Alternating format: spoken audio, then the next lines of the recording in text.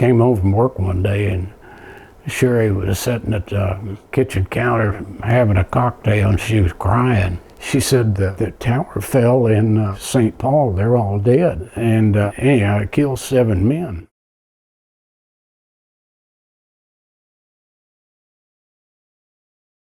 My name is Richard Bell. I've been a tower contractor since 1974. But I started my career when I was a teenager in Oklahoma City. My first experience on the tower was when I was about 15 years old, making up guy wires for AM broadcast. I worked with a crew of men that are my best friend. His father was an ironworker and all of his uncles were ironworkers, and they tore down oil derricks as a sideline from their normal ironworking projects, and of course they traveled around the country building towers. One of the brothers was the owner of Liberty Tower, and so that's how I got so familiar with the tower business at an early age. But I started working doing painting and relamping when I was a teenager, and then finally and I went to work for Liberty Tower in their shop, and so I got some experience on the manufacturing of the towers. In those days we were building CATV towers. That was the new thing, and this was in like 1956, 57, 58. And then I got to go out and work on the construction of some of those towers. So that was a whole new experience. It was an adventure to go off, and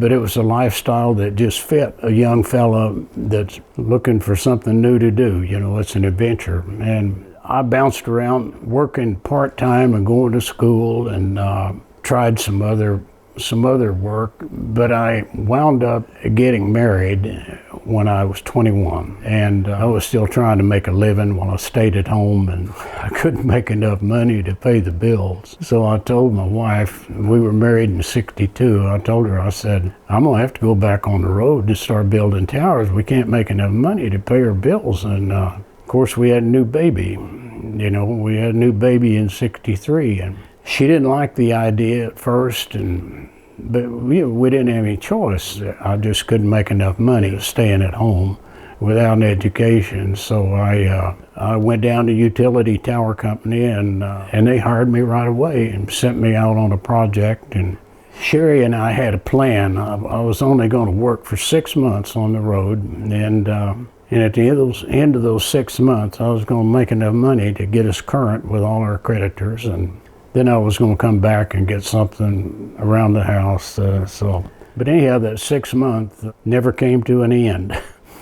You know, when you start making money and start bringing money into a new marriage and you start paying your bills currently, a whole lot of the pressure of being a young married couple just goes away. And back in those days, the AM broadcast business was booming.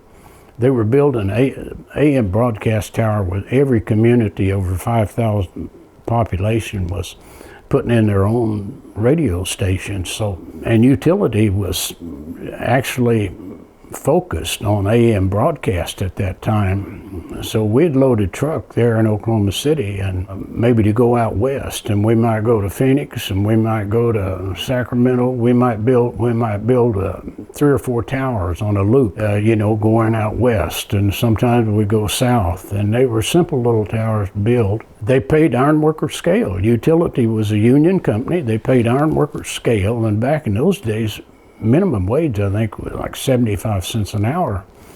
And I was getting $2.50 an hour. So it's easy to see how I caught my bills up real quick. In like a couple of months, we were current with our bills, and we were putting a little money in savings. And then I got raised to $3 an hour. And when I got that $3 an hour, I mean, we were really doing well. You know, back then, the withholdings from a $200 paycheck was only less than $20. It was only about $18 or $19. 1966, I decided I wanted to join the Ironworkers Union, And they had a policy. The ironworkers required you go through a 3-year apprenticeship program. But there in Oklahoma City, in Local 48, utility used ironworkers all the time, so they were well acquainted with the business agent and the president. The ironworkers had a classification. It was tower erectors, and so I went down to Union Hall and I applied for membership, and the business agent just called Utility Tower, and Utility Tower confirmed my 4 years of employment. And so anyhow, they went ahead and let me in, and I think it was a $350 initiation fee, and utility paid that. But my pay scale went from $3 an hour, I think, to $4.10. So it was a smart move on my part. But utilities business started changing in the late 60s, and they started getting more opportunities to build FM towers. And FM was in its infancy then, but it was gaining momentum. And utility was affiliated with, had a trade agreement of some sort with Gates Radio and Collins Radio out of Dallas, Texas, and Quincy, Illinois. And they were the manufacturers' transmitters. So they were calling on all the people that were putting in new radio stations. They were selling their towers through Collins and Gates, and they were giving up a 20% markup. They were giving Collins and Gates a 20% discount. So Collins and Gates were financing the towers, so we were building at both AM and FM towers. There was always a backlog to be caught up, and we could just go from job to job. They paid double time for overtime. Now I say double time for overtime. They quit the double time during the week if we worked over 8 hours, so it was straight time. But on Saturdays or Sundays, they paid us double time if we decided to work on those days, providing we had 40 hours during the regular work week. And that was to keep guys from just loafing around during the week and then working on weekends. And if it was a holiday, Christmas or Thanksgiving, or they'd pay triple time. I was one of those guys that if I had the opportunity to work, especially for double or triple time, I mean, I was anxious to get out there and get after it. I missed a lot of holidays, and I know a lot of holidays. I went to work early in the morning and just worked a half a day and came home for Christmas or Thanksgiving dinner. And there were quite a few guys that liked to do that, but we made money. We always made money, and we didn't have much turnover.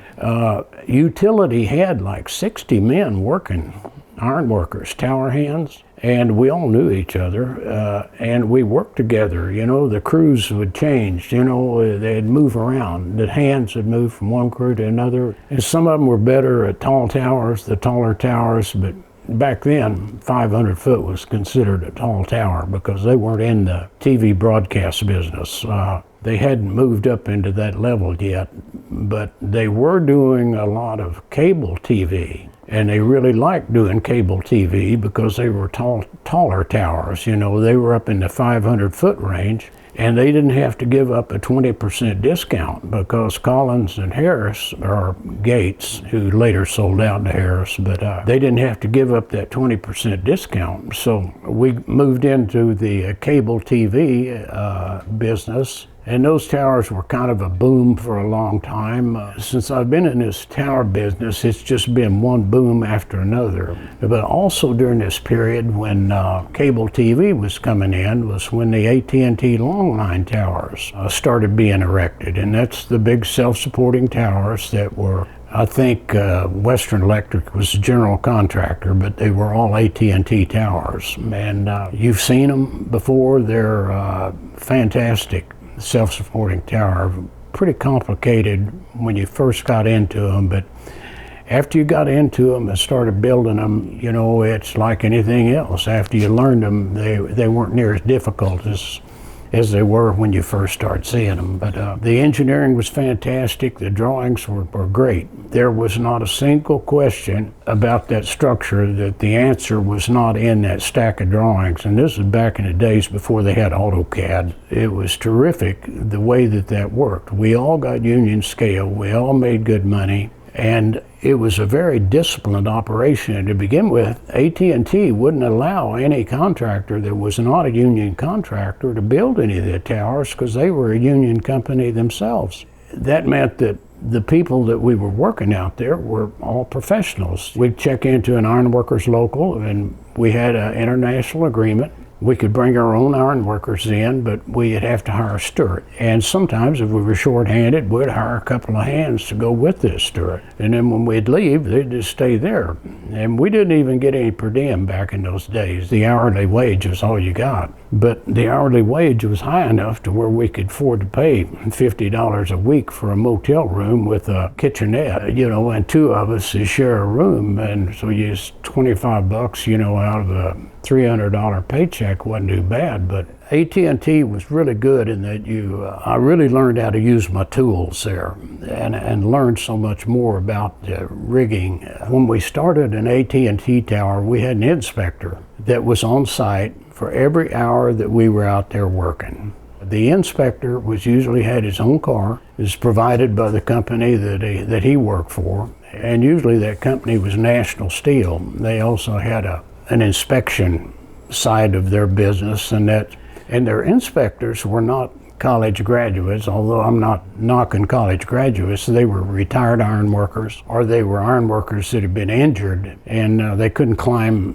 anymore. They couldn't handle the heavy-duty workload because the AT&T towers were hard labor. But these guys knew exactly what to look for when they were inspecting a tower. Easy to get along with. They knew the rules of the game, and so we had an inspector on site, and the inspector was provided a manual. It was in a 3-ring binder about an inch thick, and it was produced by Western Electric, and this 3-ring binder had illustrations showing how to make every pick, whether it was a corner deck, whether a cornucopia antenna, or building out the top deck, or a double deck. They had like 5 different types of AT&T towers, and some of them had drive bolts on all the structural members, and those were towers down in coastal areas or heavily loaded towers. It was just very, very well organized. Everybody got paid. Nobody wore any safety equipment. Fantastic that none of us wore any safety equipment. We would tie a double bowline with a couple of loops go around your leg,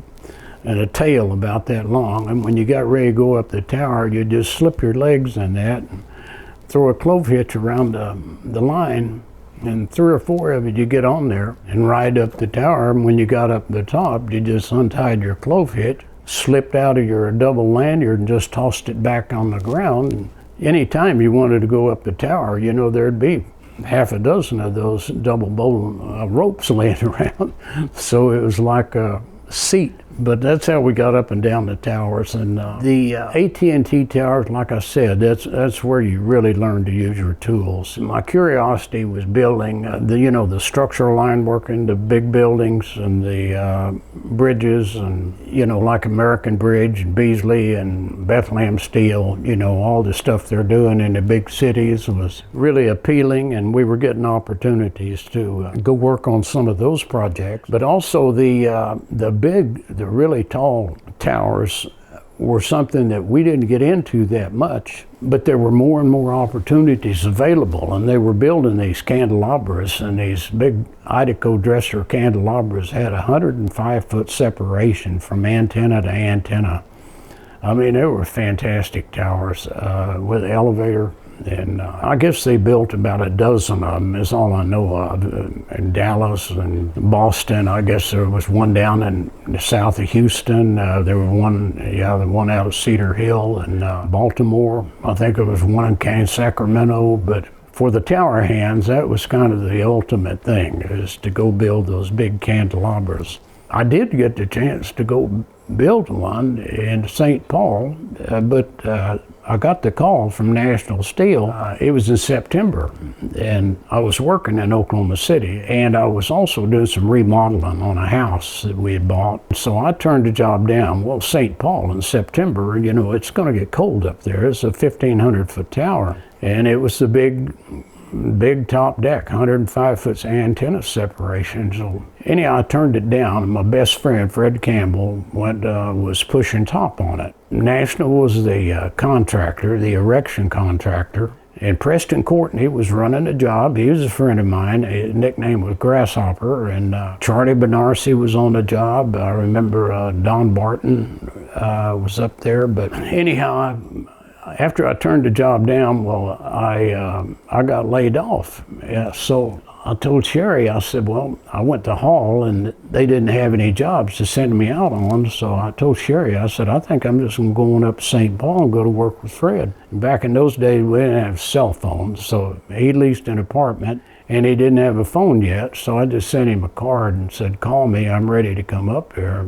So he did call me, and he told me, he said, well, Don Barton came over from another job over here that Utilities got a crew up here in St. Paul also, and Don came over and hired out and took the job that you wanted. So if we get an opening, we'll give you a call. And so anyhow, I went back to Hall a couple of days later, and I got out on another project, an addition to Baptist Hospital, about 5 miles from my house. And I came home from work one day, and Sherry was sitting at the kitchen counter having a cocktail, and she was crying. She said the tower fell in St. Paul. They're all dead. And anyhow, it killed 7 men. And it was really a shocker. It was, I talked to the operator later on. I was pallbearer at 2 of their funerals. And I talked to the operator, and he told me, he said, we weren't lifting that much. It was only about a 5,000-pound load, and they had a 35-ton guy derrick up in the tower. And he said Fred had boomed out about 25 feet, and he said, I picked the load up, and he said it picked it up about 2 feet. And he said, I radioed up and said, how's it look up there, Fred? Fred says, good, send it. So Wahoo Tefley was the operator. He said, I just put my hand on the throttle, and he says, I pushed it forward. It was a frame 8 Clyde, and he said, I just pushed that throttle forward, and said that old engine started, the deck that I was fixing started coming down. He said, I thought, what? And I looked at my drum. He said my drum was taking cable, but he said, and then I heard it. He said it was, 1,500 feet away. Took the sound that long to get to him. He said, I looked up and the whole top of the tower was coming down. So, like I said, it killed 7 men, but Grasshopper was down on the ground, and another friend, John Sugaroo, had worked top on that tower since the first day they started it. And they were getting their belts on to go up that morning, and Hopper said, John, I want you to stay down here with me today and help me dress out this antenna. They had a batwing antenna they were getting ready to dress out. And so John says, okay. So he said, Hopper and I were standing right there at the base of the tower, and said, we heard that. And said, we looked up, and he said, we weren't standing 5 feet apart. And he said, looked up, and he said, it didn't know which way to go or what to do. And he said, and steel started hitting the ground. He said, and all of a sudden it was you can't imagine how loud it was. He said, and that steel, he said, you couldn't see your hand in front of your face. There was just so much dust. But that tower fell right around him. And he said, finally, it just almost as fast as it started, it was just dead silent. He said, and I started to run. He said, I took about 3 steps, and he said, I tripped over something. He said, I knew it was a body by the feel, and he said it was Hopper. He got hit by a piece of iron that killed him, but he said, I never got a scratch. He said, I worked on that tower every day from the day we started it until that morning, and I stood underneath it when the whole thing fell, and I never got a scratch, but it's unbelievable.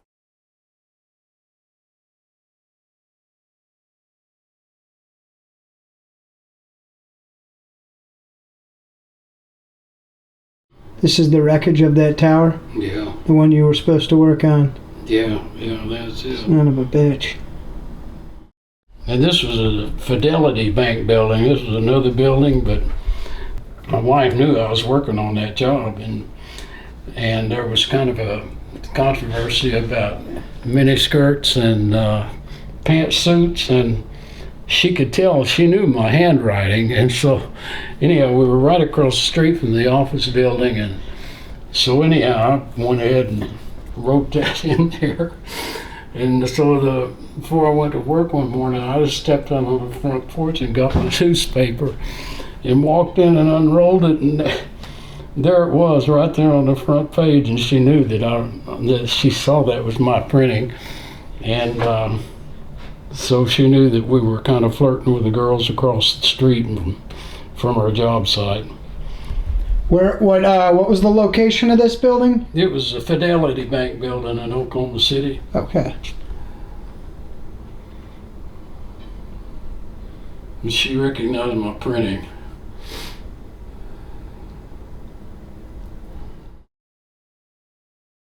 Bobby Dale Johnson.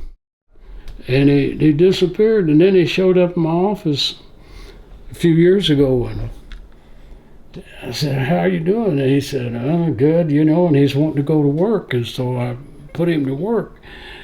And I said, "Are you still married?" He said, "No, I got a divorce." I said, "You did?" He said, "Yeah, but I got remarried." I said, "Oh, yeah?" He said, "I married my mother-in-law." I said, "What?" He said, "I married my ex-mother-in-law." He says, "Now then, my kids are also my grandkids." And he went through a string of relative changes where he filled both positions. But Oh my God. I mean, can you imagine? I mean, only a tower hand had come up with something like that.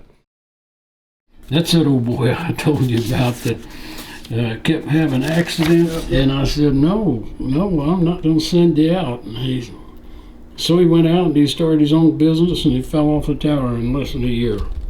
Yeah. Oh, it's Tom Swedensky from Wilmington, Delaware. He was a raising gang foreman for Beasley, and he was one of the original Navy SEALs, one of the first group of the Navy SEALs.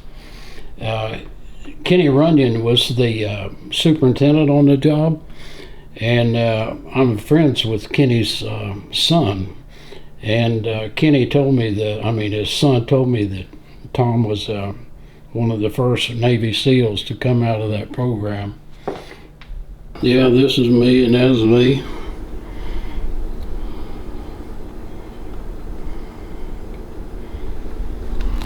This is the first 1,000-foot tower that we designed, manufactured, and erected in Chena, Louisiana. It was an FM station.